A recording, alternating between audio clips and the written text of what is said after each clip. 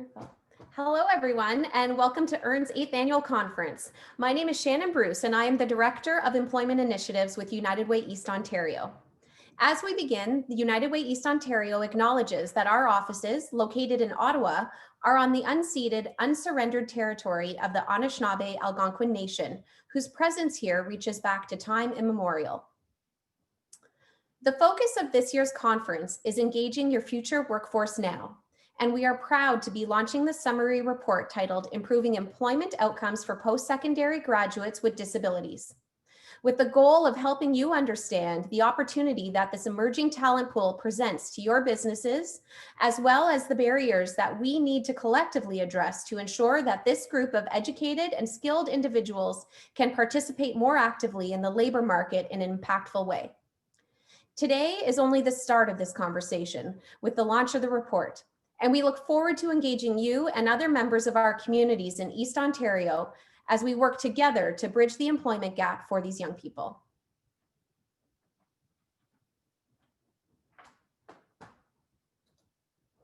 A few technical notes as we begin.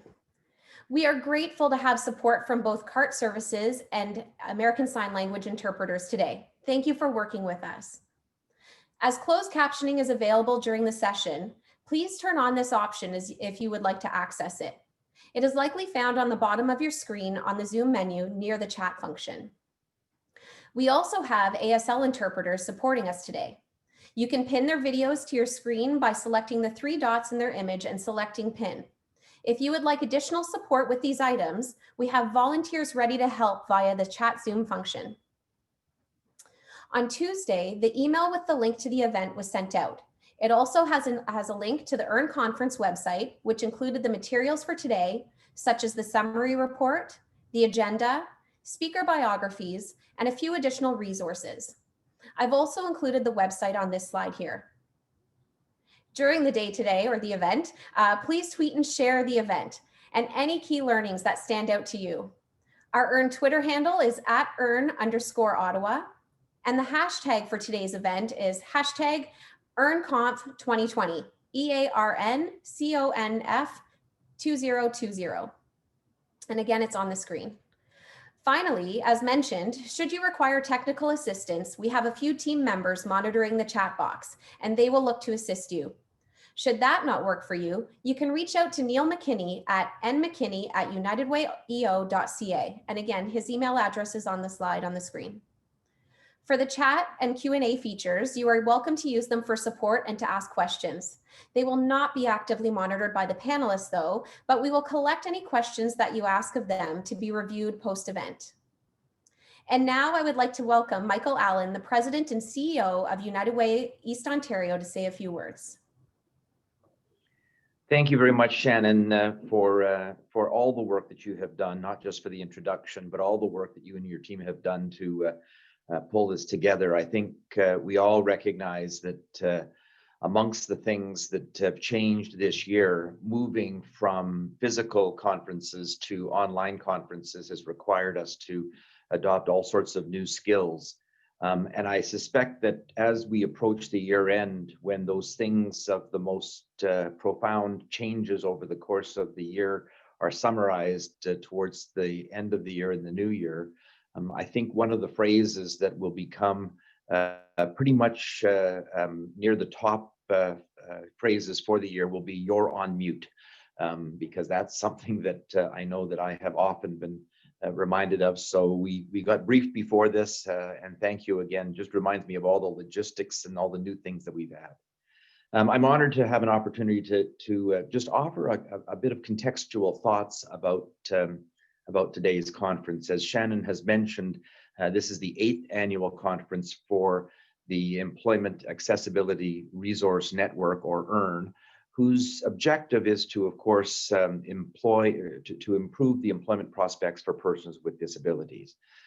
For United Way East Ontario, this is amongst a suite of employment initiatives that we have that includes HIO, or Higher Immigrants Ottawa, the Partnership for Success for Youth Employment, and a new initiative that you will be hearing more about, Indigenous Employment and a Leadership Advisory Table that we have created to promote that effort.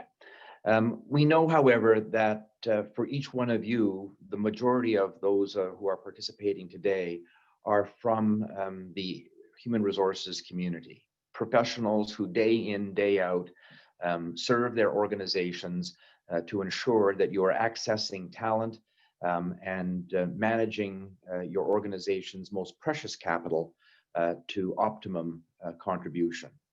For United Way, that aligns very strongly, of course, with the ambitions that we have under a social justice heading that we refer to as poverty to possibilities. Amongst that objective is the objective we have to improve employment possibilities for people who have been underrepresented, disadvantaged, or marginalized. And it would be amiss for me not to acknowledge that in the context of the pandemic, the spotlight has shone even more brightly on these challenges. That notwithstanding the work that we have done for over 8 years and the work that you do every day in your organizations, the inequalities, the racialization challenges, the inability for people to participate equally has been something that has been brought to the attention of a much broader audience. And so all the more important your participation today not only should be seen as serving your organizations, but seen as serving a social justice agenda and seen as, frankly, a part of a public health resiliency conversation for us as we move forward. What the future will look like, we spoke earlier as panelists. We don't even know how to describe what the new normal or evolving normal will be. But what we do know is that efforts like these will be all the more important as we move forward. And so I thank you for your participation today. And bear in mind that you're not only contributing to your organization's work, but social justice and public health. This is an important day for us in the context of EARN, because today we are excited to be launching an important summary report focused on improving employment outcomes for post-secondary graduates with disabilities. This is work not possible without the support of many you'll hear from today, including most notably RBC and the Ministry of Labour Training and Skills Development. As well, however, on the panel this morning, I'd like to thank Paula Quigg, who is a loan representative from us, who was on loan to us from the Department of Justice, who is our author, is our report's author. One of the many myths that hold persons with disabilities back from employment is that they are less educated than their non-disabled peers and therefore cannot compete in the 21st century labor market. The fact of the matter is that in Canada, 56% of people who identify as having a disability have completed postgraduate or post-secondary education and graduate with a variety of from a variety of programs. Here in Eastern Ontario, there are over 10,000 students with disabilities enrolled at our local colleges and universities. Research shows that many of these individuals will find it difficult to enter the workforce after graduation or to find jobs in line with their skills. The implications are significant. Lower rates of employment put this segment of a population at greater risk of financial insecurity, and as I've mentioned before, impedes our progress in terms of our progress towards social justice and affects our resiliency from a public health perspective. Our work with community partners, employers, and other stakeholders in this area culminated in the creation of this report, which we are excited to launch today. Being better informed will allow us to come together as a community to provide young people with the support they need to succeed. I hope you will join us in leveraging the findings and supporting the calls to action that will benefit our entire community here in Eastern Ontario. Thank you, ladies and gentlemen, for your participation. Have a great morning. Shannon, back to you. Great, thank you, Michael. So Michael talked a little bit about this, but really, what is EARN?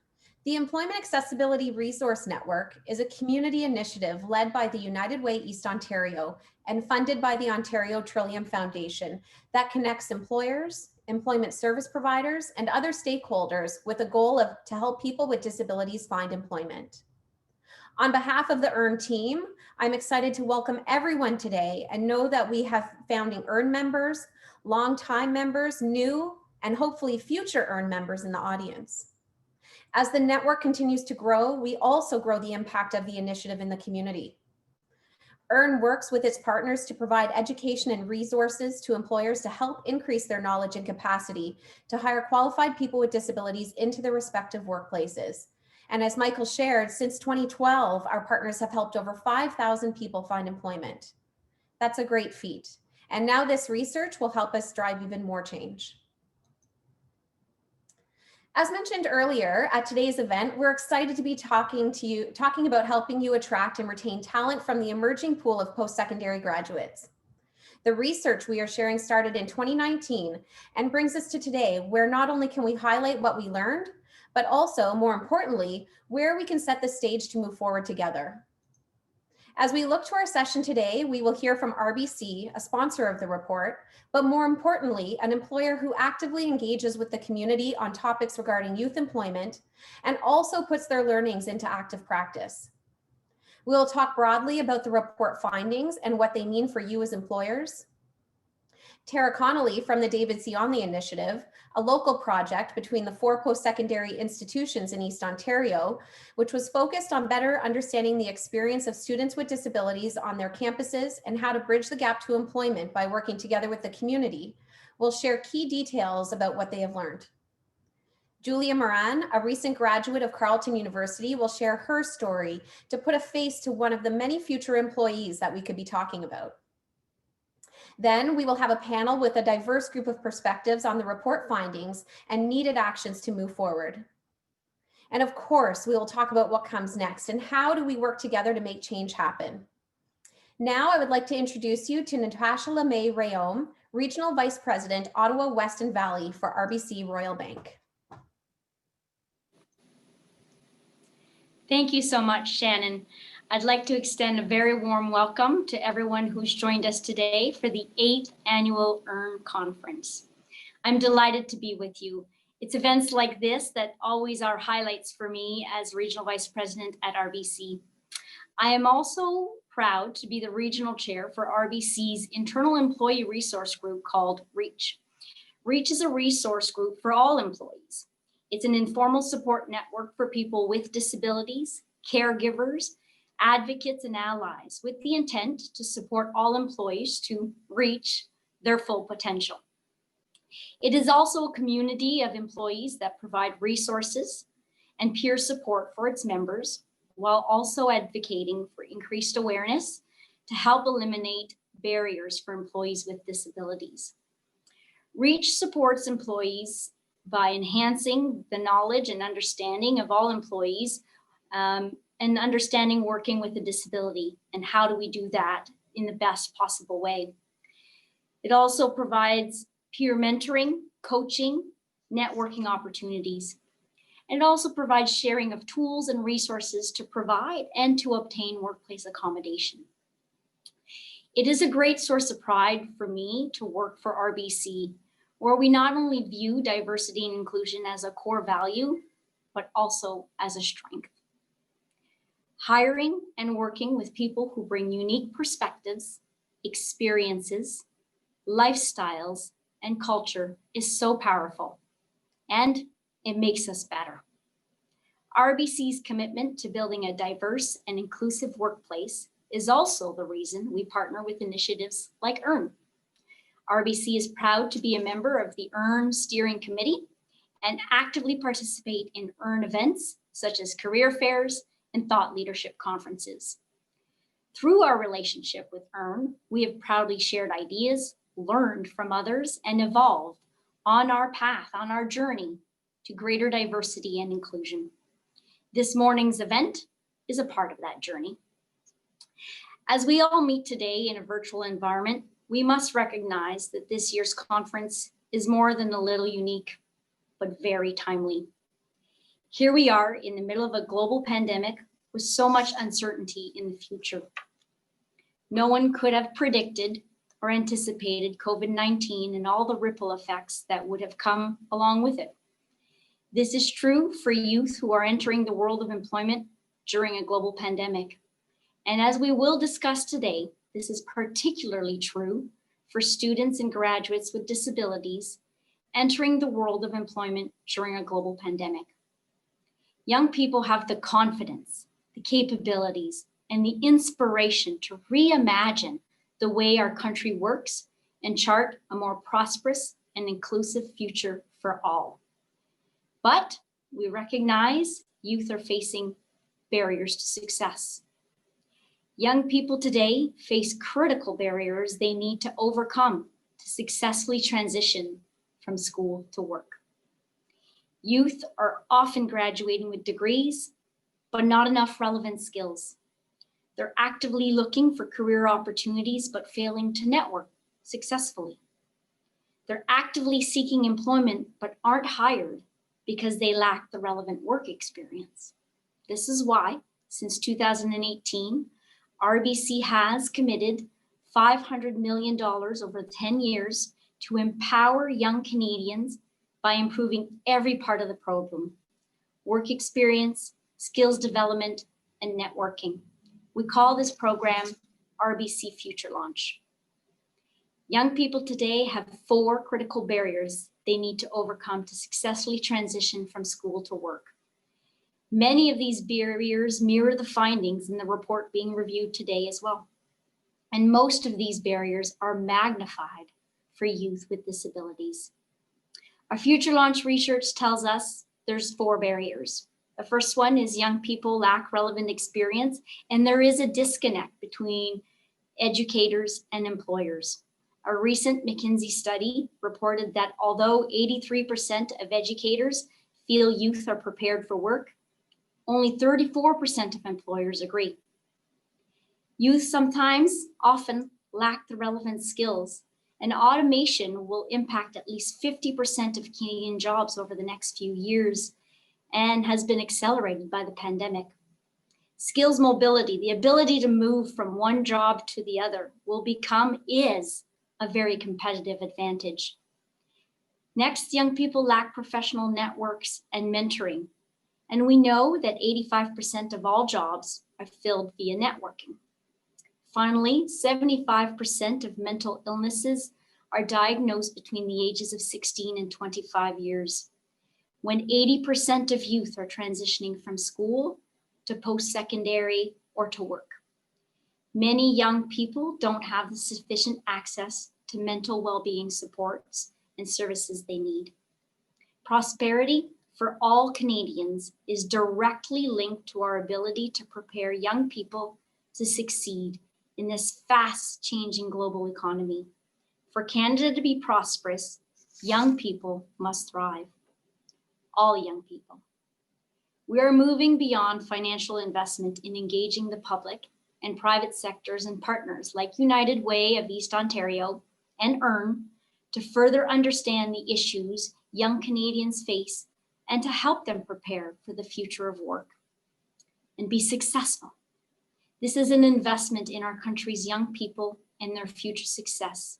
To date, 1 in 5 young Canadians have been reached through our RBC Future Launch supported programs, and we have more work to do.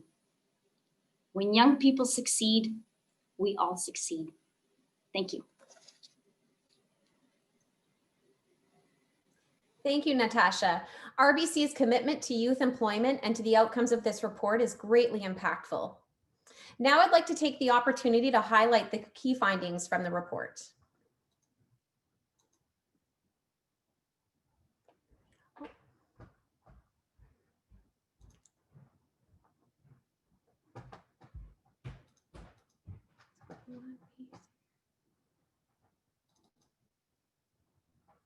There we go, that's better.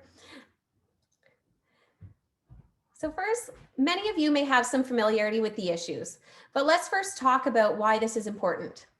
Persons with disabilities are vastly underrepresented in the labor market. There are many reasons for this, and we want to call out some of the specific ones to post-secondary graduates. On a broad scale, there's a common misconception that persons with disabilities are less educated than the general population. In fact, as Michael mentioned, Canadians with disabilities are well educated. 56% have completed post-secondary education and graduate from a variety of college and university programs.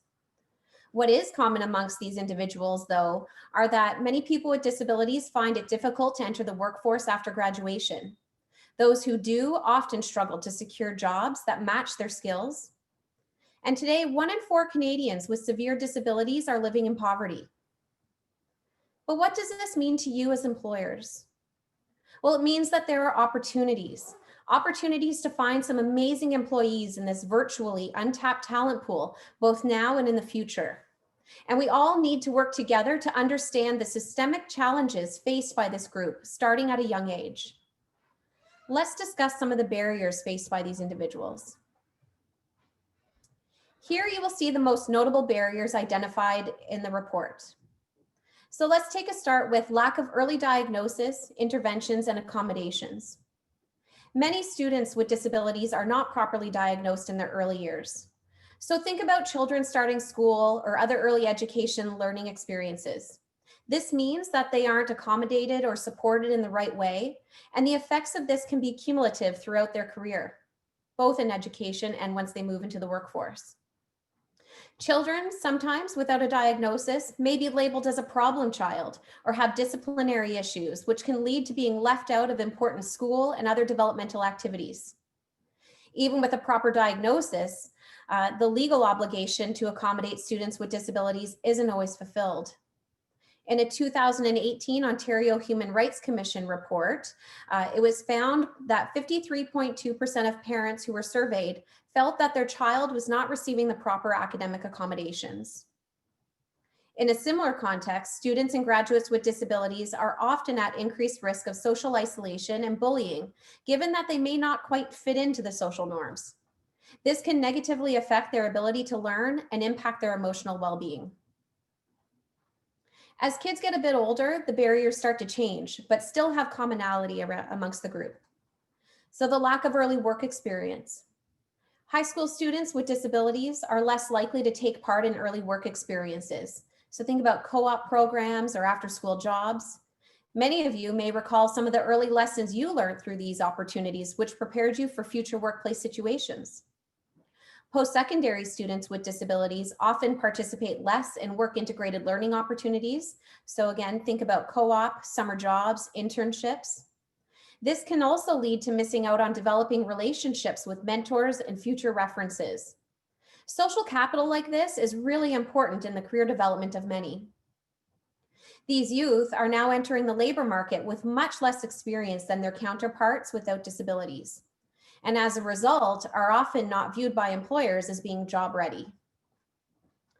When we consider access to education, although we mention that persons with disabilities represent an educated population, it is often not without additional challenges. I've mentioned the challenges of diagnosis and support at a young age, but it's also important to note that persons with disabilities can sometimes struggle to complete their education. According to the Canadian Human Rights Commission in 2017, 38.3% of Ontarians with disabilities reported taking longer to complete their education because of their condition. And 10% of persons with disabilities across Canada discontinued their education altogether because of their disability.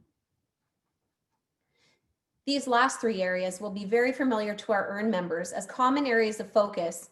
They include attitudinal barriers, workplace practices, and accessibility issues. We often have conversations about these. Some employers still hold negative attitudes and misconceptions about people with disabilities. This can lead to discriminatory hiring and employment practices, sometimes overt and sometimes covert. It can also result in inadequate accommodations and supports for employees with disabilities. In a 2011 High Education Quality Council of Ontario survey, 62% of employed graduates chose not to reveal their disability to an employer. Many of these respondents feared being stigmatized. Yet we often hear from employers that one of the biggest challenges for them is that individuals with disabilities won't disclose. When we think about workplace practices specifically related to recruitment, we know that many employers want to hire people with disabilities, but their practices might unintentionally or intentionally screen out these individuals during the recruitment process. As examples, having job postings that are inaccessible by design. So think about small font that is challenging to read, or maybe the posting is placed on platforms that can't be accessed by screen reading software. There are also onerous processes in place for some postings. Think about those times where you've had to spend 3 to 6 hours filling out a job posting. We've talked about the additional likelihood of poverty amongst persons with disabilities, which could also mean increased reliance on public services, such as the library for posting to jobs online. It can be challenging to reserve a space for 3+ hours to complete a job application. This is also a great example of an increased challenge during the COVID-19 pandemic, where many of these shared spaces are closed. Lastly, employees with disabilities may be unable to thrive in their workplace because the workplace itself is inaccessible. This might include policies that are not inclusive, physically inaccessible working environments, a lack of workplace accommodations such as assistive technologies or flexible schedules. And we're often hearing more conversations about being included in the workplace culture, so those extra activities that we do in the workplace. There are, however, many possible solutions identified that we as a community can work on together. So as we talk about early years, all children should have access to physicians and psychologists who can diagnose their disability in the early years. Again, as we look at possible solutions, schools and educators must be readily equipped to properly trained to address the needs of the students with disabilities throughout the entirety of their education. Educators must also be aware of and ready to implement the aspects of the AODA, so the Accessibility for Ontarians with Disabilities Act, into their classrooms and education plans. These should also consider new learning models put in place because of COVID-19. So again, we've seen a lot of change over the last 8 months, and there may be some key learnings that we could implement into the so-called new normal. As we talk about inclusive post-secondary strategies and potential solutions there, post-secondary institutions must ensure admission policies and procedures are inclusive and facilitate equal access opportunities. Diversity and inclusion mandates should be in place to ensure that students of all identities are properly and equitably represented in all programming and supports. So again, think about those work-integrated learning opportunities. In increasing opportunities for early work experiences, community partners, employers, educators, and leaders should proactively engage students with disabilities at all levels. This could include facilitating opportunities for volunteering, summer work, part-time year-round employment, paid internships, having mentorships or cooperative experiences directly linked to their area of study. And career advisors should be knowledgeable on disability, accessibility, and accommodation-related issues. So again, not only those early work experiences, but helping persons with disabilities be able to, from a young age, engage in the workplace and communicate with employers in an impactful way. Promoting inclusive and flexible working environments. Employers need to embrace inclusive employment practices that support flexible and accommodating work environments. Workplace accommodations are an important part of this, but there's more to it than that. A model of workplace diversity and fair and equitable hiring practices is also key. And it's really important to remember that the tone and culture must begin at the top. But again, we all have a role to play in being leaders in this.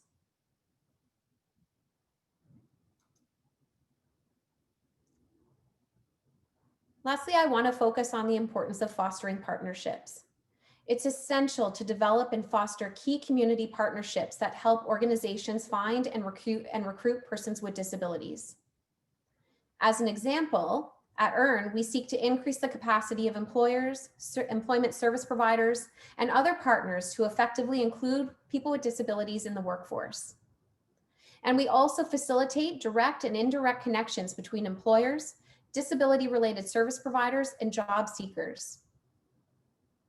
Looking for these opportunities will help employers share best practices, discover common challenges, and also be connected to community partners such as the post-secondary institutions, as well as employment service providers who can help provide resources, information, and education opportunities to become better at this as a whole community. With the findings of this report, the United Way East Ontario is committed to working with the community to improve the employment outcomes of graduates with disabilities. United Way East Ontario will work with community partners to leverage their expertise and knowledge to develop 4 employer workshops that will help employers become more inclusive and accessible in their recruitment and employment practices.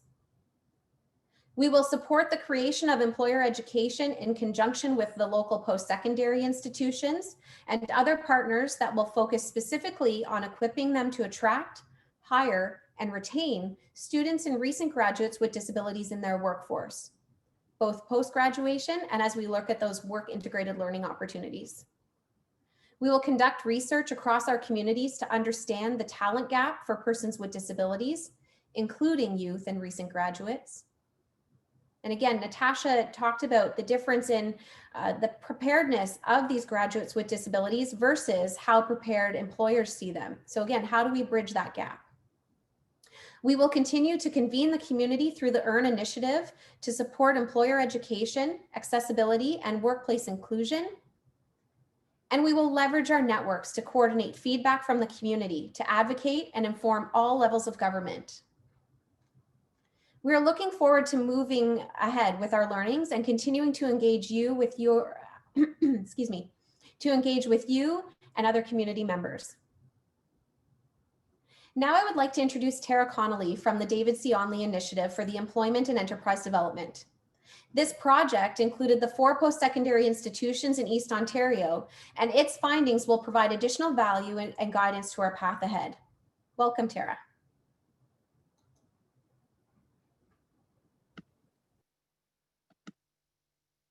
Good morning to everyone. Thank you, Shannon. Very, very excited to be here. Everyone from the team was excited that I was coming today as well too, because one of the really cool things that happened with the David C. Onley Initiative, which is part of the READ, which is Research, Education, Accessibility and Design Initiative at Carleton University, is that for the David C. Onley Initiative, what was really unique about it is it brought together all the post-secondary institutions in Ottawa. So the post-secondary institutions in your local community came together to design a collective impact strategy, basically asking the question, if we want to make a positive collective impact on the outcomes, the employment outcomes for post-secondary students through our collaboration, what areas do we need to look at, and what are the activities and important pieces within those areas? So we undertook a 2-year applied research study to really dig into that.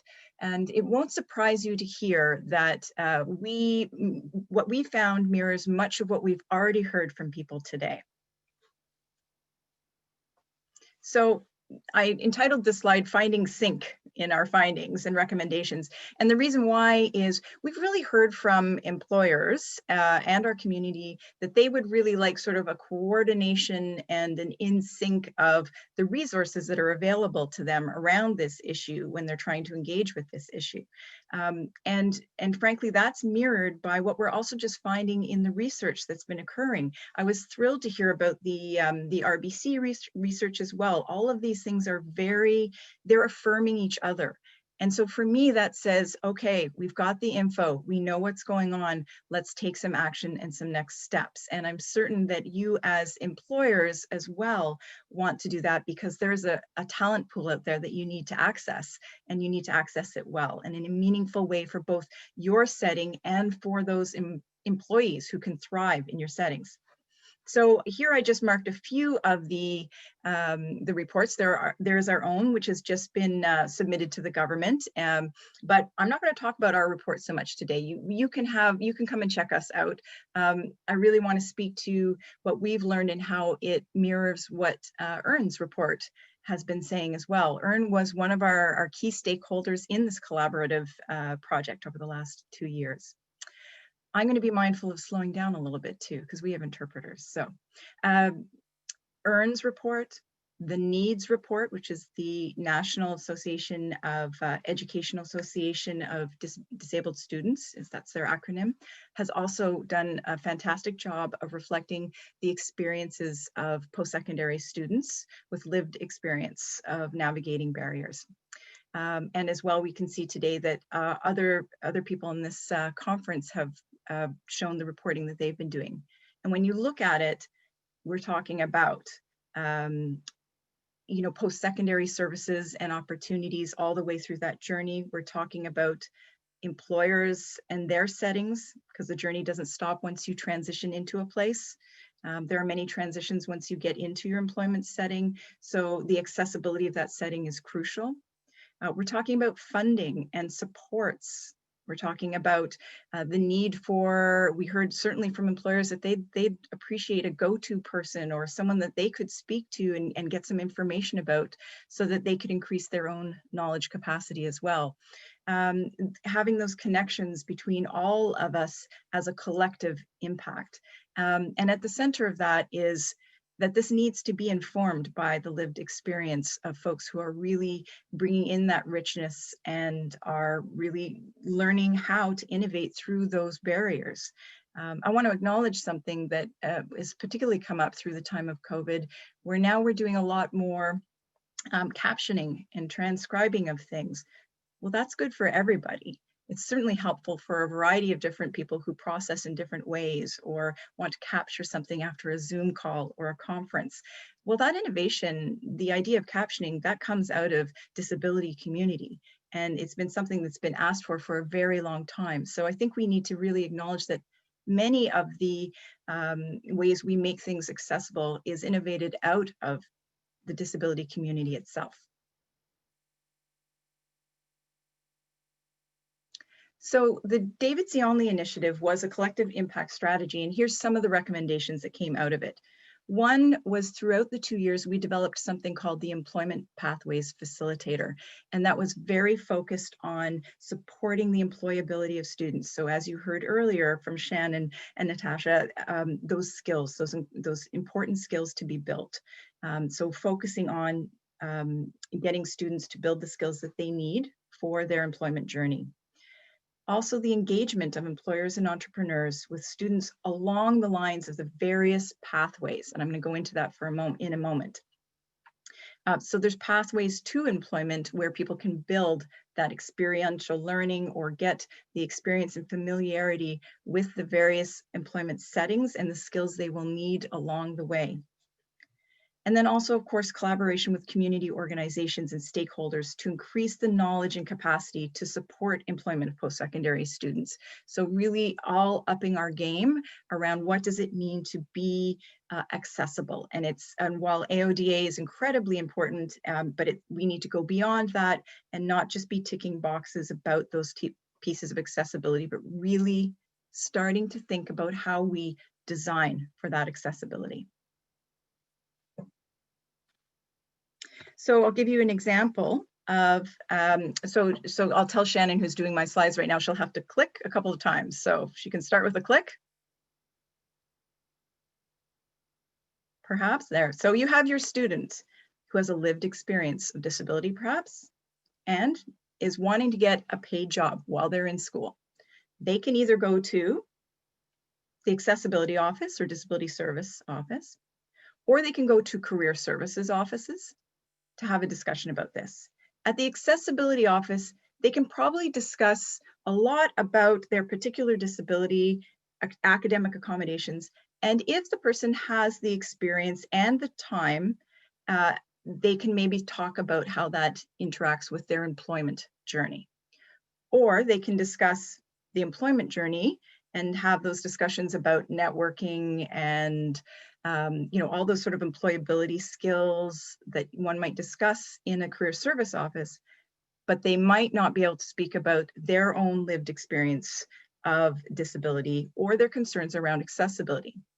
And in this end piece, that's exactly what I wanted to point out, is that what we saw in our research is that there is not, this is a gap in service, there's not a chance or an opportunity for students to have those discussions that really speak to the intersection of their lived experience of disability, what it means for them, what accessibility and barriers or facilitators are out there for them, and their own individual journey for employment and career path.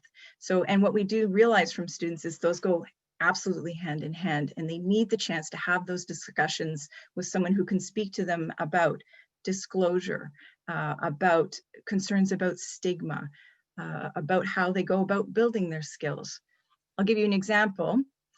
We say to all students, you've got to build your soft skills. Well, for perhaps some students on the spectrum, for them, soft skills may be a challenge to develop. If you're not getting the social cues from the environment, then it's going to take a little bit of extra work to develop those soft skills that we ask for from employment settings. So for instance, speaking to someone about which ones will I prioritize in developing? It's going to be a very different set of skills if I'm working at some place where I'm only going to be interacting with my colleagues in a once weekly meeting versus something where I'm going to be having daily huddles. So really helping students understand the workplaces and the work settings and the expectations, but also really how to prioritize their skill set development. So in the employment pathways facilitator functions, I'm going to leave these here for you to consider, and you can read later, but these are the pieces that were the employment pathways facilitators were working with students on. We saw 197 students and did a lot of measurement around how students found this type of service, because it's not meant to replace any of the services that are happening right now, which are accessible to all students at post-secondary. They're really an enhancement of services to address some of the issues that folks with disabilities are saying, I really need a space and a place to discuss this as I prepare for my employment journey. So you heard me mention pathways to employment. So for employers, what's really important is to know that we are asking post-secondary students. So at the post-secondary side, we're really looking at the work integrated learning, the experiential learning. As you've heard, I won't repeat the stats. We had all the same findings as well, that there is a real need to make those things accessible to students and to really encourage students to be engaging with those experiential learning opportunities that give them so much that prepares them for the employment settings. However, those very same pathways, whether that's volunteerism, part-time work, summer work, co-op experiences, job shadowing, internship, all of the full gamut, that employers need a way to also access those and leverage those. So really consider which ones of these, which of these pathways you could be using to draw in students as well. This is hugely beneficial for you as well, as you will start to really develop a pipeline essentially of talent that you're going to be able to develop along the way as they have different types of experiences within your work settings. We also heard from employers, though, that, I'll note one thing, that sort of for the smaller employers, it's not easy. They might not have an HR department developed already. How is it they gain access to accessibility resources? What does it mean to hire a student or bring in a co-op placement? So we do know that certainly our recommendations are that more of those connections between employers and post-secondary services, and those will be outlined in our report as well. One thing I'd give a tip to you for is think about first designing the settings, the policies, and the practice, including recruitment policies and practices that are inclusive with accessibility in mind, not an individual disability in mind. We often get asked, how many students are there out there? What disabilities do they have? And while that's important for you, the sustainability of your setting as an accessible one is what's going to draw in the rich talent and the right fits for you. So think about that as sort of an investment in the long game of really making sure your setting is accessible. And then that is where you can be able to draw on a much greater talent pool. And why do I say that? I'm going to give you a little bit of insight from some of these stats. I'll get you to click ahead, Shan, thank you, is that you may not be seeing the folks. So to focus in on one particular disability or seeing if, reacting when you've seen people coming into your settings, you're probably not going to see the majority of students. There was a reference to the 10,000 students in our post-secondaries in our environment. Currently, these are stats from the 2018, 2019 to 2020. So we're looking at about 10,000 students. And 7,500 of those identified with mental health, learning disability, or ADHD as a primary identifier for them in accessing services. Those are all non-visible.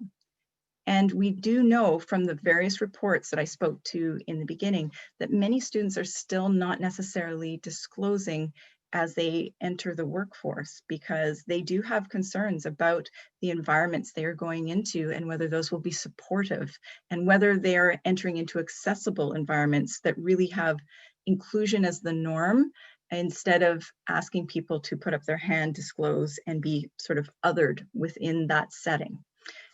So something for you to know about. A word about disclosure is that disclosure is very complex. And while one might say, well, it's helpful if we disclose, we also know that disclosure can mean very different things in different settings. It means very different things in different cultures.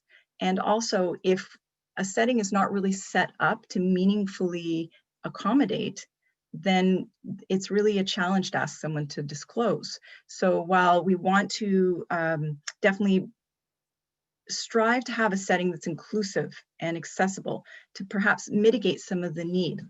An example of that might be, I'm trying to think of something in terms of processing. So for instance, if sticky notes and whiteboards were available to most people in the office, then I wouldn't need to come and say, I process visually, I'm going to need a set of stickies and a whiteboard.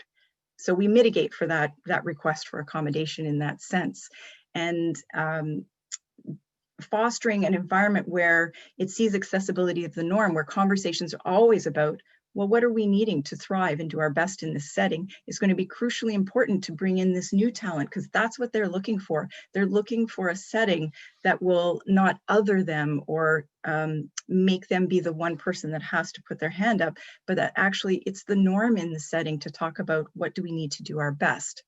This also makes sense since we know that along the spectrum of our time, all of us will be experiencing times where we may have some limitations or some challenges in what we can do in a given moment, depending on our age, our health, any of those pieces where we will need accommodations, or at least a setting that is flexible enough to support that.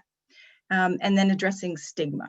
So I'm going to give you an example of the at home, and I'm a little sad that this is recorded, but I'm going to do it anyway for you. I've put into place an accommodation in my own home. Let me demonstrate these for you. I look beautiful in them. This is a very small example of an accommodation you could give to someone who might be needing a chance to focus, or for any of those who have got lots going on at home as they're working from home. That's a very small tweak that's made. And yes, that's an accommodation as well. So some quick steps, and I'm going to wrap up, is that certainly for employers, engaging with these pathways as best as possible, and really finding some resources about that, which I'll give you in our last slide, to help students build that employability and get them ready to be coming out to see you as well later on as future full-time employees.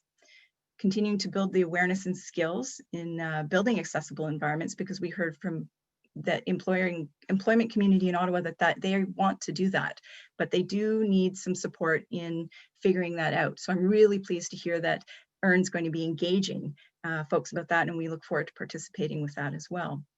Make sure always in what you developed that the lived experience is informing your growth.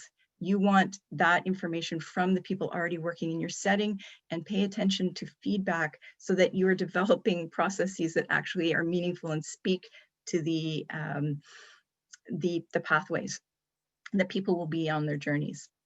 Definitely share what's working with your peers, and particularly peers of similar sizes. What works for a larger organization may not work in the same way for a smaller organization. So share what you're learning as you go.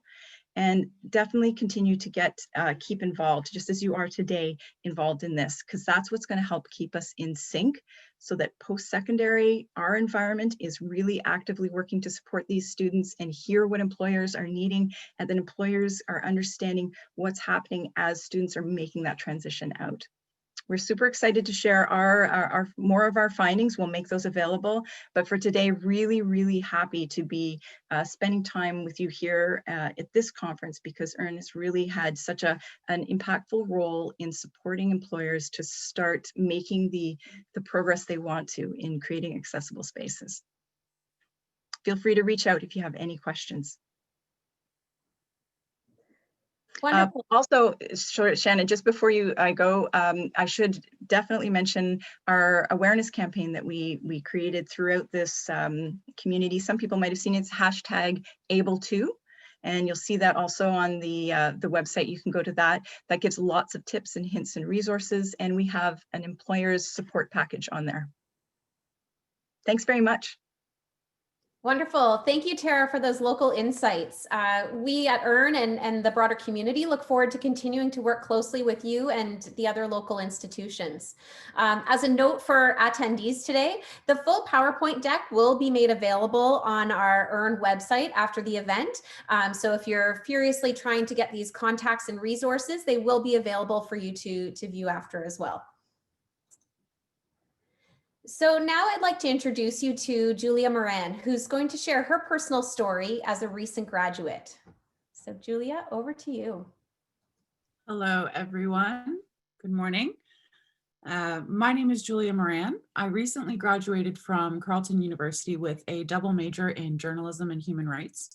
I've been working with EARN on sort of an ad hoc basis for a while now, and I was involved in the production of the SWD report.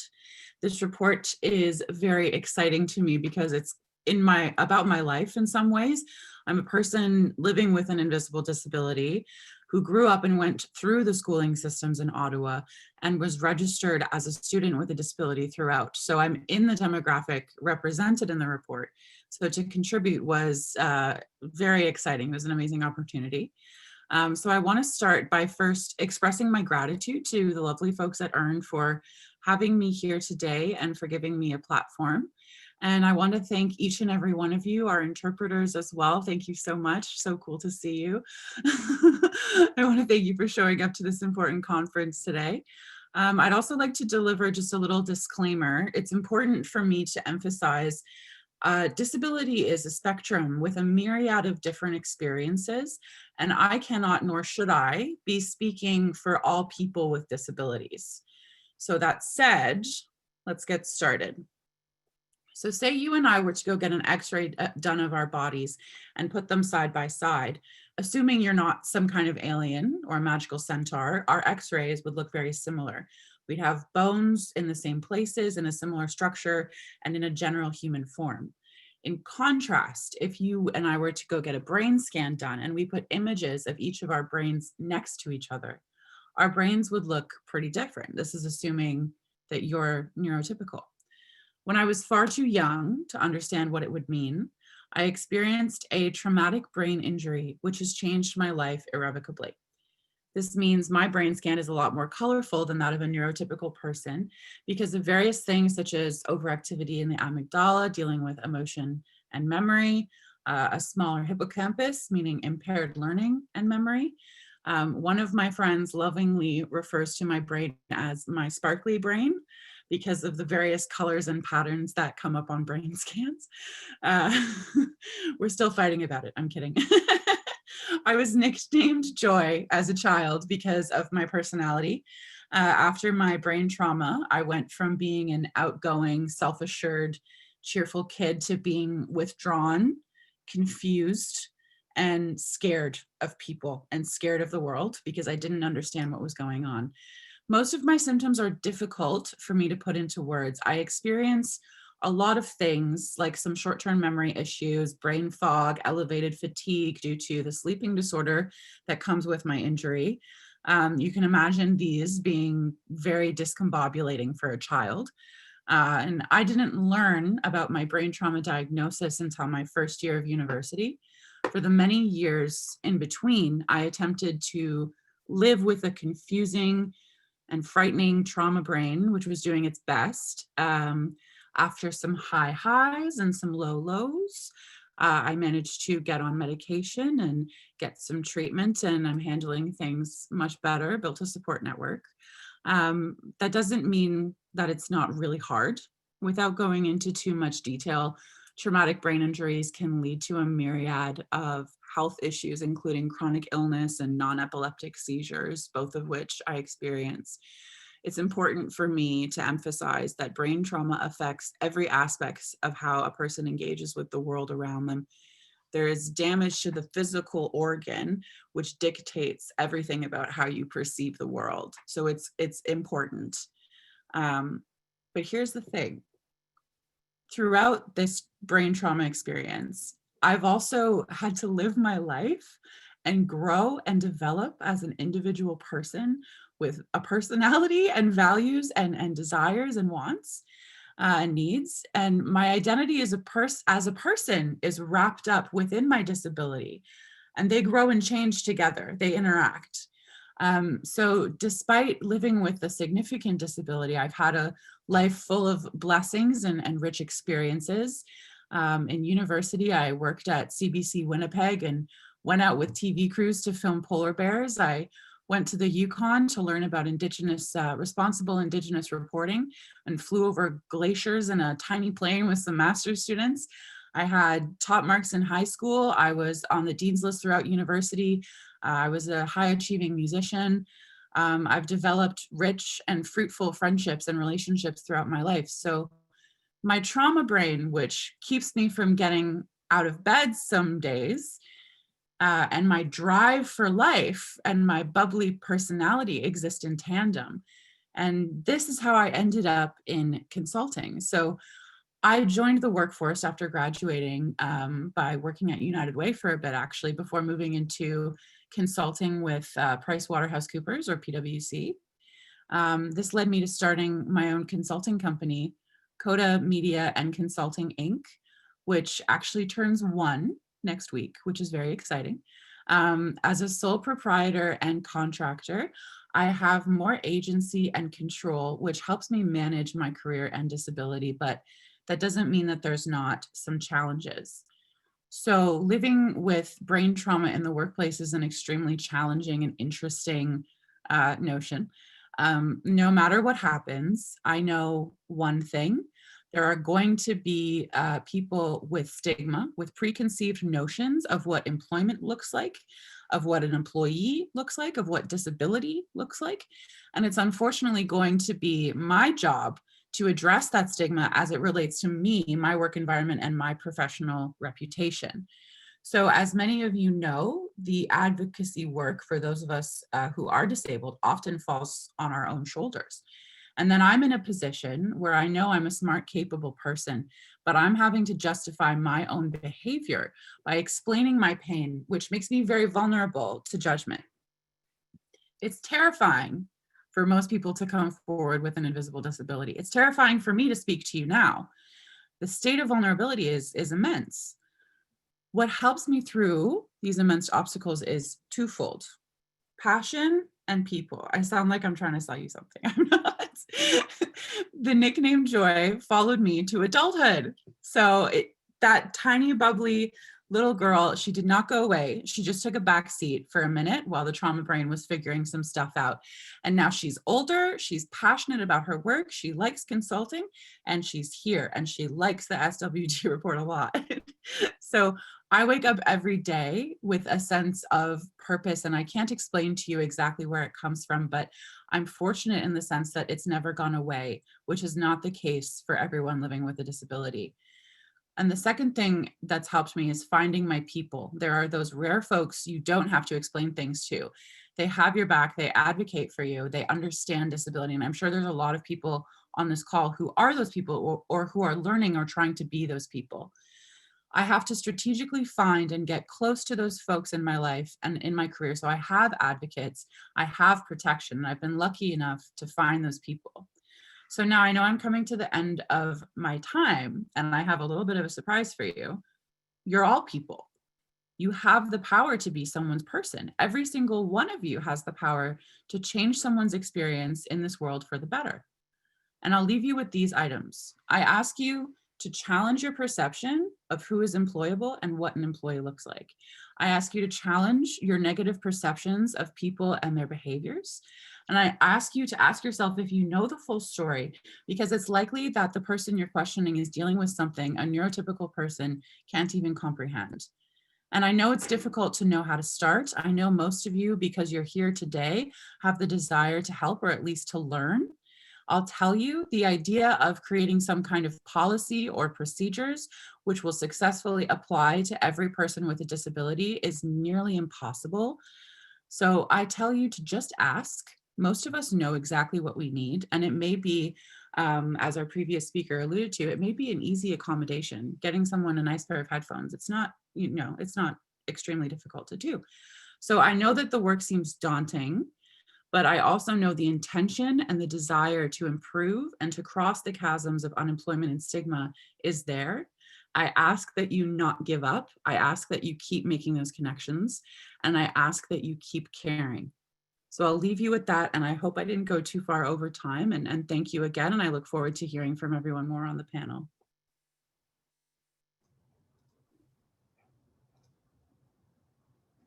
Wonderful. Thank you, Julia, for being so gracious with sharing your personal story. And no, it was absolutely perfect.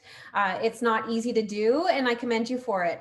It really does help to understand the personal side of the story, and more importantly, highlighting the opportunities that we have as employers and community members to be proactive and show empathy with all of our employees, both current and potential.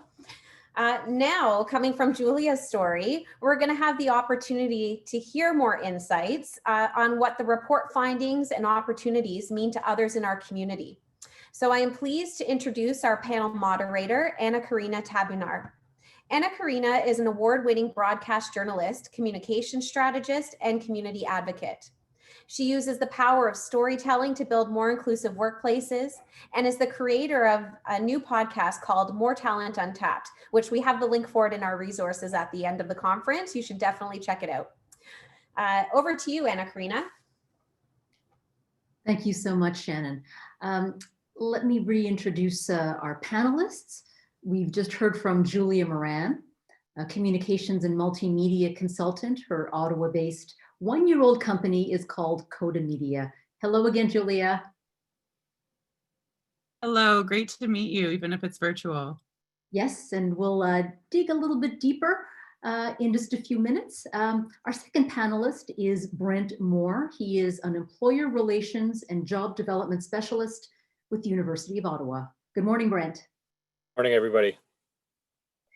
Natasha Lemay-Réaume is Regional Vice President for Ottawa West and Valley with RBC Royal Bank. Bonjour, Natasha. Bonjour, ça va bien? Ça va très bien. Je te remercie. Thank you for being such a steadfast sponsor of EARN, as well as numerous other initiatives that support inclusion. And our fourth panelist is Paula Quigg. She works as a senior counsel with the Aboriginal Law Center of the Federal Department of Justice. She's also the lead author of the report. Good morning, Paula. Good morning. I'd like to open this discussion with you. We heard from Shannon Bruce earlier with some of the big picture findings. As you were compiling the research, what was most striking for you?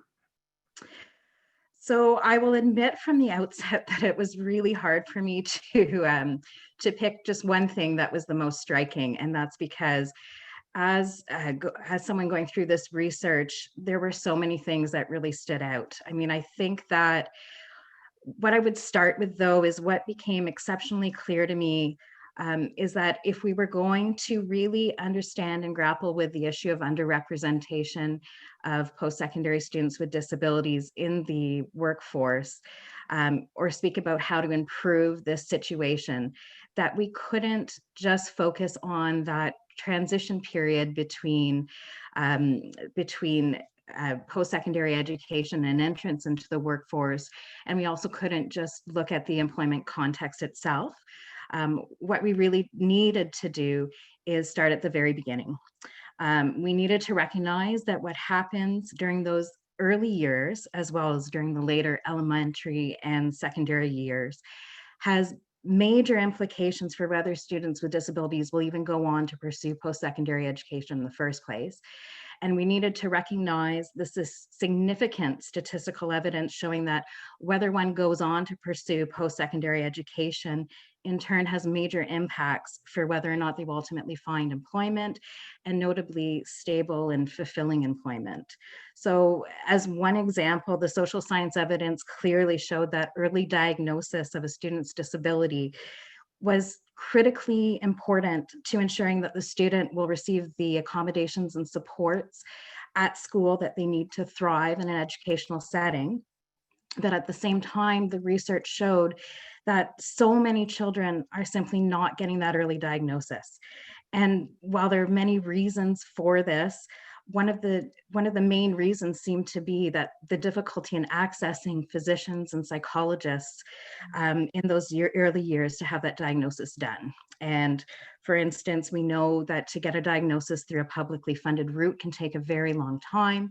We also know that most people, or many people, do not have private health insurance that can cover that the costs of that early diagnosis. As another example, the research showed that even when disabilities are diagnosed and accommodations are starting to be put in place, there's a reality that ensuring that the legal obligation to accommodate is actually respected is a real challenge. And so we needed to really understand how to overcome those challenges and understand those challenges to begin with. Why do they continue to persist? What can we do to move through them so that we can move towards a brighter future for all with disabilities? And the last thing I'll maybe say, and I'm kind of cheating here, but it was hard to come up with one thing as well because the numbers themselves were just extremely striking.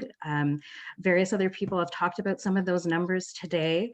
But some of these were just deeply striking, and I was deeply saddened by them. So we know, for instance, 25% of students with disabilities across Canada report feeling excluded or avoided at school because of their disability. And we know that bullying can have an overwhelming impact on student performance and emotional well-being.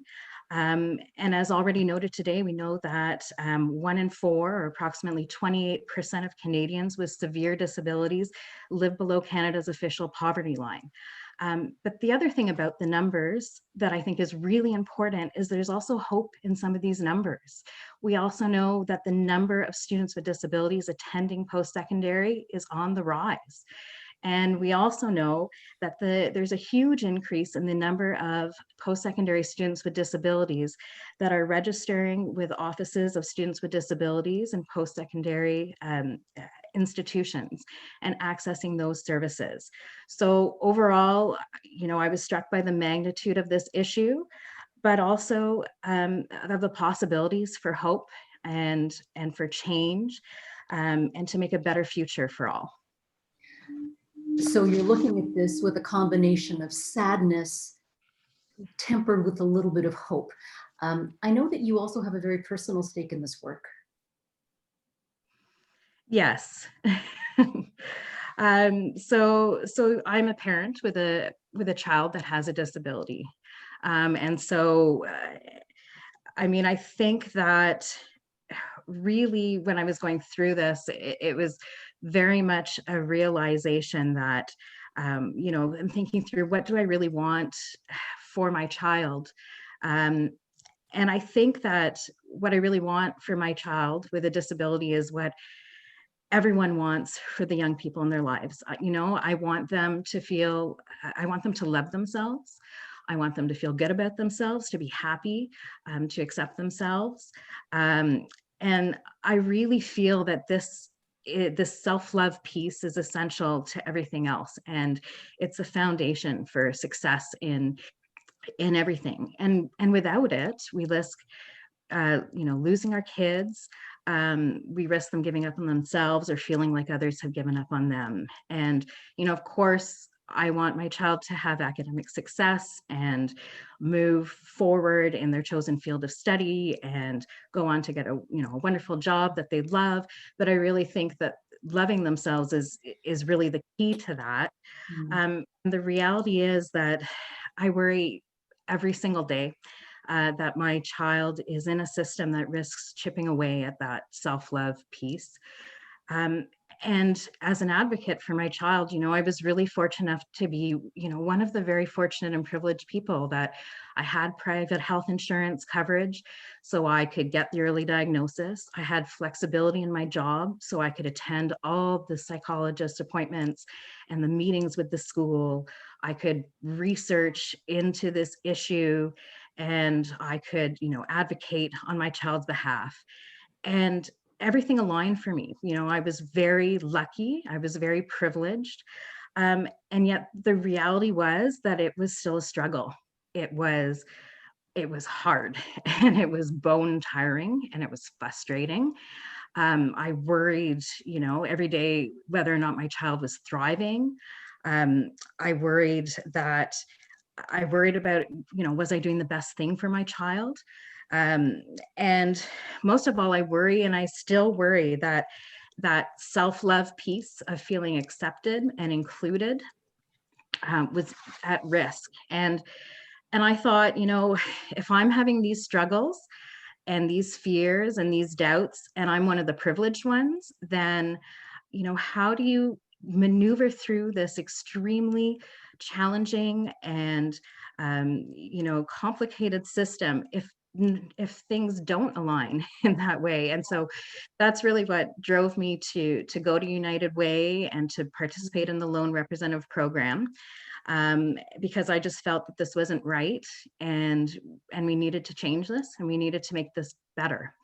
And the other realization that I had was that this struggle was so hard because the system was never designed with the needs of people with disabilities in mind from the very beginning. And despite there being some wonderful educators and some wonderful educational assistants out there, there was still a reality that if everything came into place and you got those accommodations, you were still in a position of advocating for your child. Yes. So the report speaks a little bit about a universal design approach. And really for me, my belief is, if we move towards a place where we really start to think about designing systems with the needs of persons with disabilities in mind from the very outset, if we think about our curriculums that way, our classrooms that way, our workspaces that way, then we move closer towards that, that inclusion and accessible space, and then get closer to that self-love piece. So let's, Paula, sorry. I'm going to come back to you in a few minutes, but I would like to spend a little bit of time talking about that piece, that post-secondary piece. And we've got people like Brent Moore who are playing an instrumental role. And Brent can speak about the importance of co-op programs and other opportunities that help students integrate learning with real life work experience. And we know that students with disabilities are often left out, as you've mentioned and as we heard in the report. Brent, what can post-secondary institutions do to bring more students with disabilities into these programs and opportunities? I know, one thing that the word that we hear over and over is awareness. And, there's all these opportunities that do exist, but not everybody's aware they exist. The divide or the gap that Tara mentioned exists within the post-secondary institutions between, whether a student's trying to go to accessibility services or career services to get, advice from two separate topics that intertwine. Students are busy. They don't have time. They don't have time to access both services, especially when they're across campus from each other. So it's the universities and colleges need to find a way to bridge that divide and integrate those services to one another, so that there's an awareness amongst staff, but also that staff can share an awareness, can share details about the programs that are available, and encourage students and of their capabilities that they can participate in these programs, whether it's co-op, whether it's volunteer programs. You know, it's getting that word out and encouraging students to participate, and that they're capable of participating, and that there's people there to support them. Quite often I find students just simply don't know that services exist, Okay. or where to access those. You know, and that's one aspect. You know, looking at things from a more general perspective is bringing these work and integrated learning opportunities into the classroom to ensure students have them. So it's not done on personal time outside of class. So work integrated learning, it doesn't need to be co-op. It doesn't need to be a volunteer experience. It can be, you know, bringing industry into the classroom. So getting employers into the class with case studies and projects. This ensures that all students have access to these opportunities and can work on these real world projects. And, you know, as a plus, it keeps curriculum current for the professor. So it's a win-win for everybody. You know, the other thing I think that all post-secondaries need to do is to continue to collaborate, and that's collaborating with community partners such as EARN and collaborating amongst themselves to develop these opportunities for students. So we saw a little bit of that with the David C. Onley initiative and what's come out of that, and the report that Tara talked about. I think it's important that everybody within the PSIs read that report, and I'm excited to see what comes through the Canadian Accessibility Network that's also being led by Carleton's READ initiative. I think there's some great work and stuff that'll come out of that. Some great opportunities that'll come out of that. Individually, you know, universities and colleges, we may not have the student numbers to create our own, you know, large career fairs specifically for a diversity population, or a hackathon for a diversity population. But together, between the four in Ottawa, we certainly have the number of students and the capacity to do that. You know, just off the top of my head, a hackathon would be a great opportunity for students. But for somebody that may be on the autism spectrum, typical hackathon where you have, you know, a bunch of people in a room or a bunch of people on a Zoom call, that's not going to be a comfortable situation. So if we can develop, you know, hackathons and career fairs specifically for our diversity populations, it'll go a long way. So Brent, let me ask you this, especially with the added pressures and the constraints of COVID these days, what can employers do along with post-secondary institutions to make some of those things happen? Well, looking at employers, I think it's, you know, we need employers to be advocates, right? So schools will bend over backwards to please employers and partners. You know, the more employers ask for it, that ask for these events, that ask to, you know, specifically hire a student with a disability or a different diversity population, the more that it's asked, and the more employers that ask, you know, you keep beating the drum, change will be made within the institutions. So they can play a role in driving up demand. Absolutely, and there's definitely a few employers like RBC, Canaxis, you know, Bank of Montreal. There's numerous employers that, you know, we're hearing more and more about that desire to serve students and new graduates with disabilities or other diversity populations as well. So I think it's important that continues and change will come.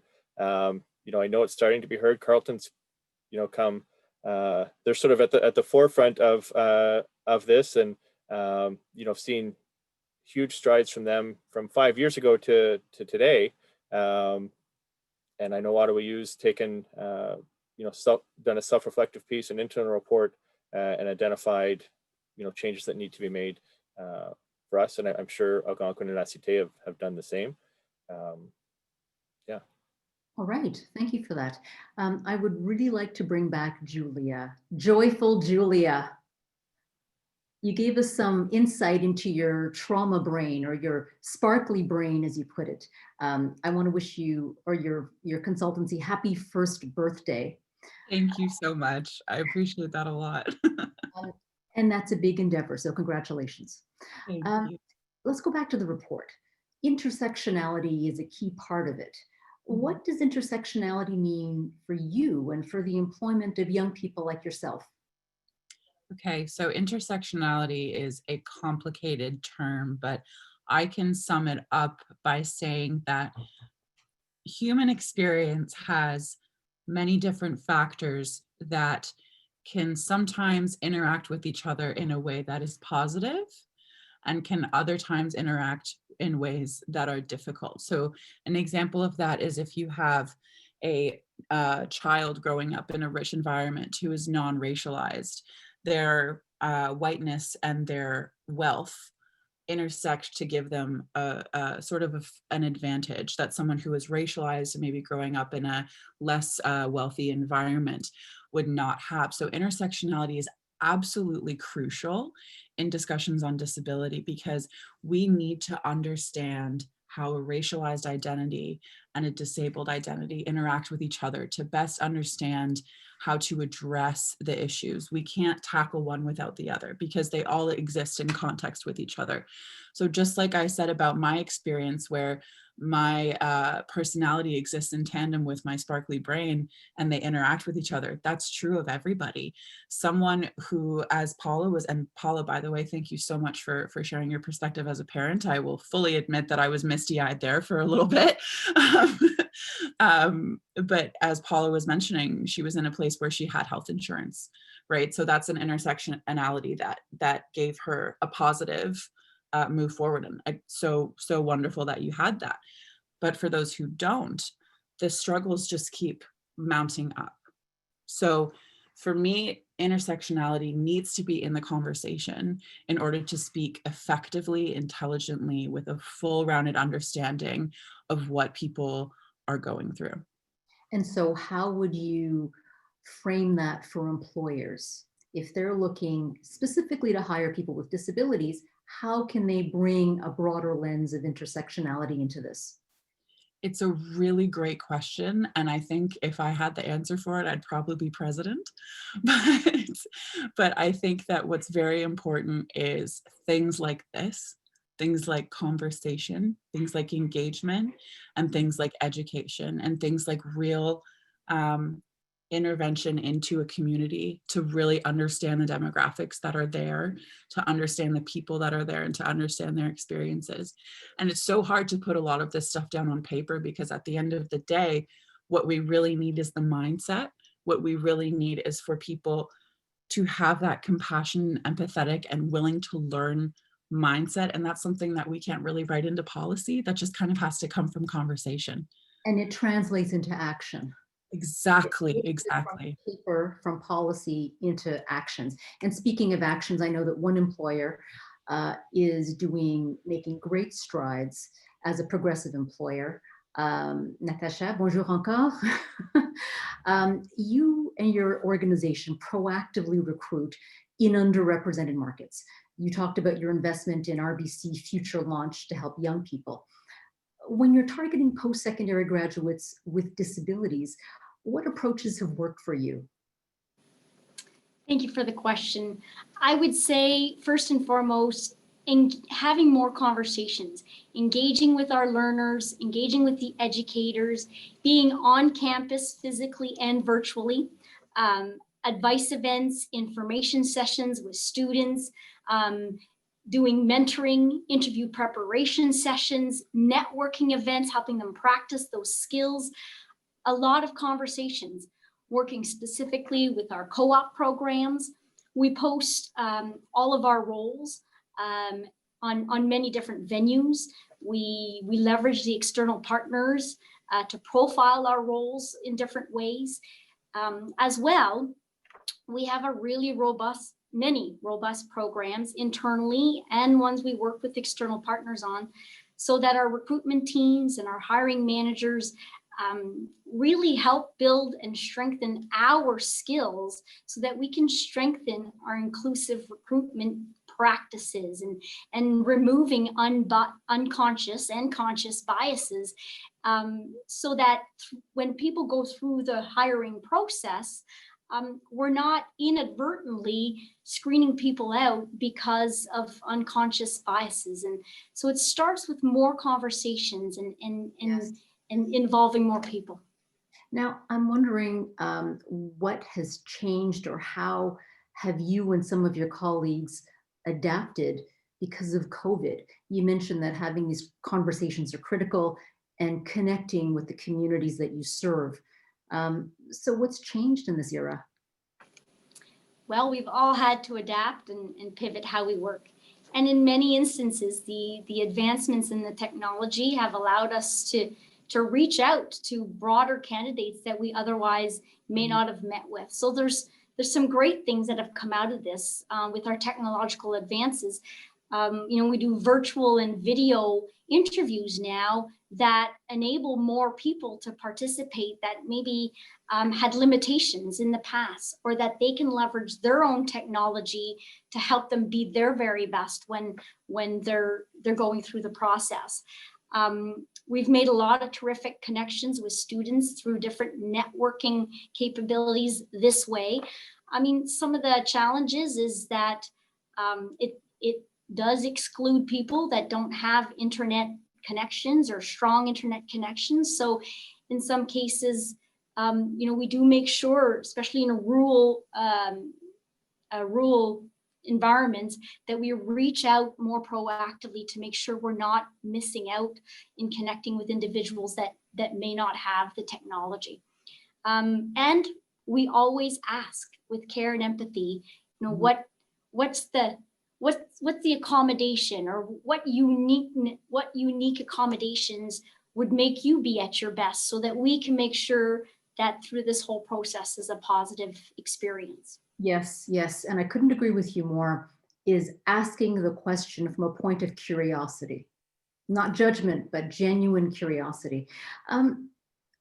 What would you like to see more of to help you as an employer, more from the community of people and students with disabilities?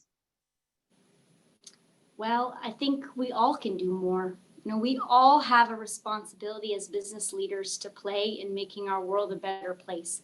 As we've heard throughout the morning, yes, 1 in 4 Canadians have a visible or invisible disability, but 100% of Canadians have a role to play, because all of us work with an individual with a disability, lead individuals with a disability, live with, care for. We all have a responsibility. Or could become. Or could Sorry? Not only do we lead, work with perhaps parents, someone with a disability, but in this era now, we could become one of those with a disability who needs the support of others. Absolutely. So, yeah. And I would say, back to the accommodation, accommodations enhance productivity. We need to optimize for everyone. And so if we can all learn to be able to ask that question, as you say, with curiosity and the intent to assist, to help people be their very best, then that helps everybody be productive. There's a ton of statistics that show the organizations that enable employees to be at their very best are a lot more profitable, a lot more successful, a lot more sustainable. And so let's just frame it the way that you just did so beautifully. What can we do to make all of our employees superstars? Because accommodation, that word tends to be a bad, loaded word for a lot of people, and it's a very scary word too. So thank you for that. Yeah. So I would say the way to ask it is not what accommodations do you need? Don't ask it that way. Ask, what all people deserve to be at their very best. What do you need to be at your best? And how can we help make that happen? There you go. Thank you. I'd like to close off this panel the way we started, and that's with Paula, the lead author and a parent. So Paula, you've just heard from an employer who is dedicated to doing more to hire more people with disabilities. Is there anything that you would like to add, your appeal, and how we can all act in a deliberate and more effective way, Paula?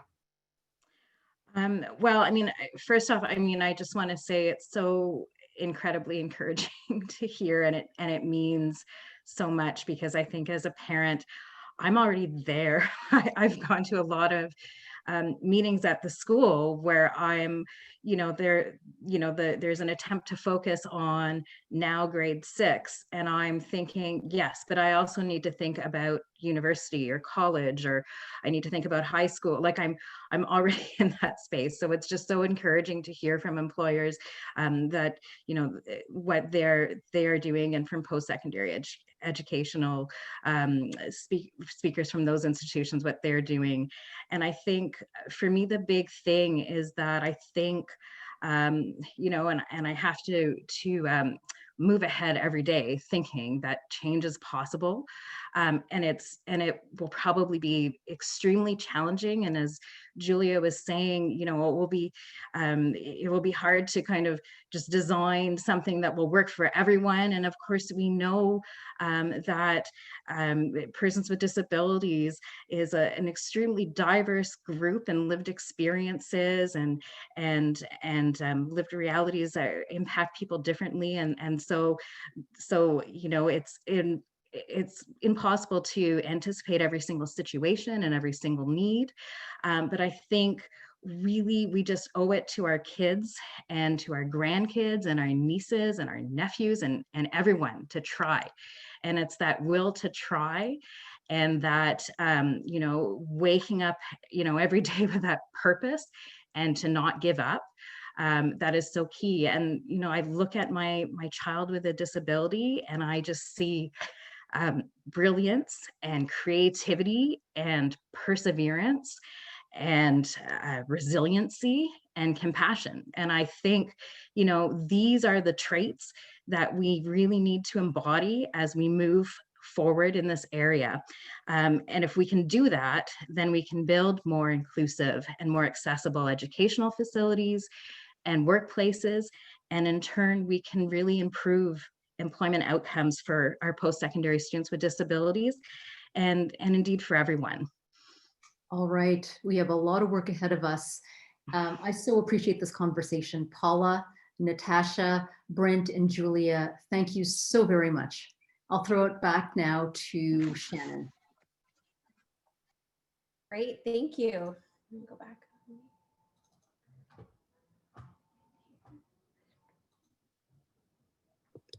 Wonderful. Thank you, Anna Karina, and to our panelists. What a wonderful job. And it really helps to tie this work together. Thank you for sharing your experiences, your thoughts, and all these pieces. It really does make a difference. Now, though, we need to talk about what comes next. I've mentioned before that this launch at the EARN conference is just the first part of the conversation, but now the real work begins. We want to work with you as employers in the community to review the next steps and recommendations from the report. So we're going to be planning smaller networking events to engage you and other community members in discussions and action planning.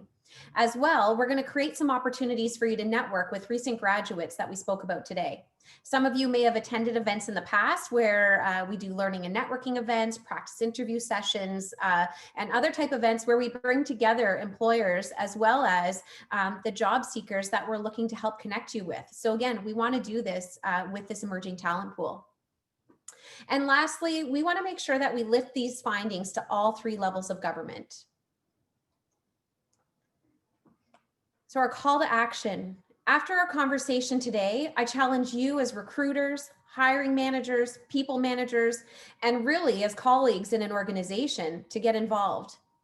A few ways to do this include leveraging local networks like EARN to learn from community partners and other employers.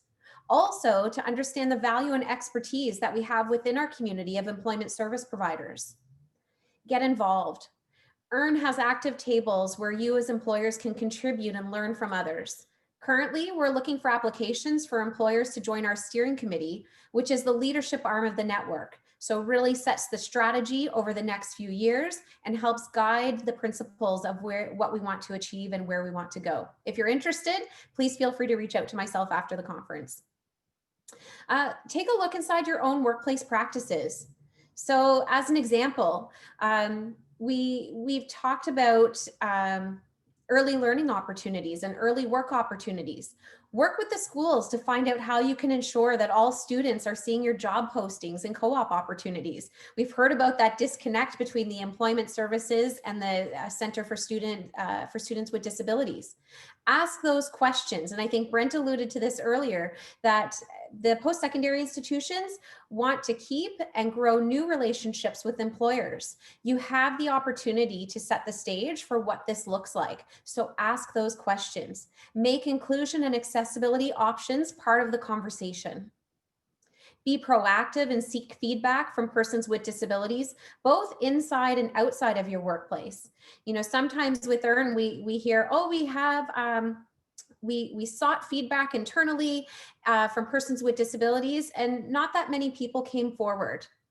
Well, it doesn't necessarily mean that they're not in your organization first and foremost, but you're asking them to step out of their comfort zone and potentially out themselves to a certain extent.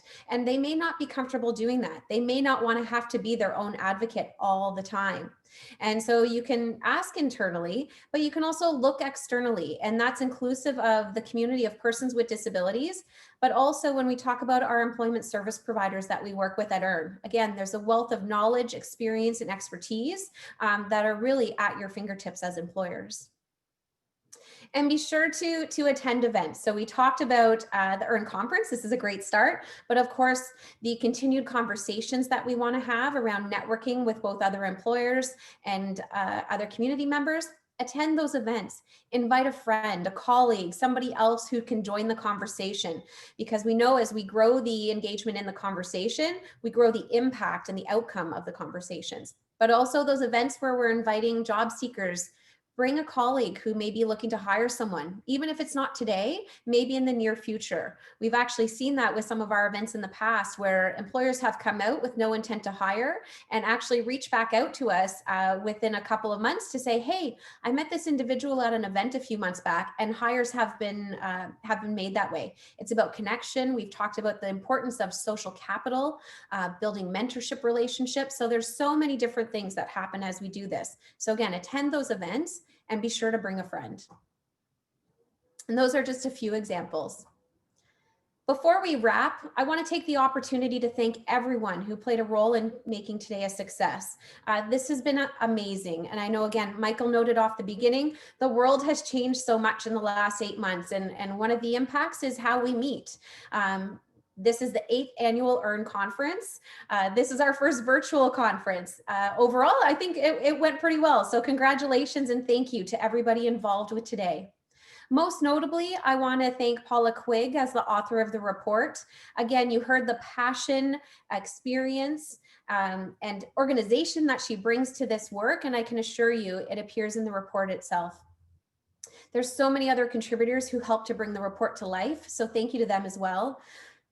RBC, Natasha, thank you. Not only did you sponsor the report, but also your continued contributions to the work around youth employment, this work in particular, and also for your contributions to today.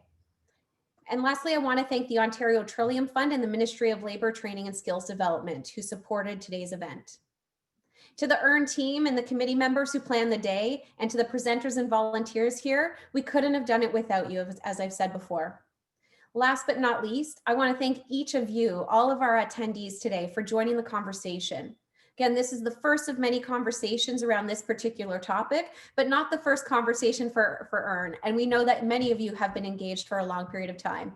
Your ongoing commitment is what drives change and results in our community. So again, thank you so much for participating today. After the event, we will be sharing a short survey to get your feedback, and look forward to hearing how we can keep making this event better and supporting you through the year with these conversations. So not only will we ask feedback on today's event itself, but there's also going to be a space to say, what else do you want to know? As we look at planning those future events, what pieces of the conversation do you want to be engaged in? What activities would you like to see? So please take the time to do that. It's your opportunity to inform how this moves forward. And now on the slide, you'll note that we have some of the key resources that you can access. So again, this presentation is going to be added to the conference website, which you received a link to in advance of the conference, but we will also send it out to you post-conference as well. So again, you can review the documents there. So as examples, of course, we have copies of the report, but there are also myth and misconception documents, as well as business case documents that support the findings and the conversations we've had today. So thank you again so much, everybody, for participating and attending today. We are grateful to your ongoing support, and we hope that you all have a wonderful day. Thank you.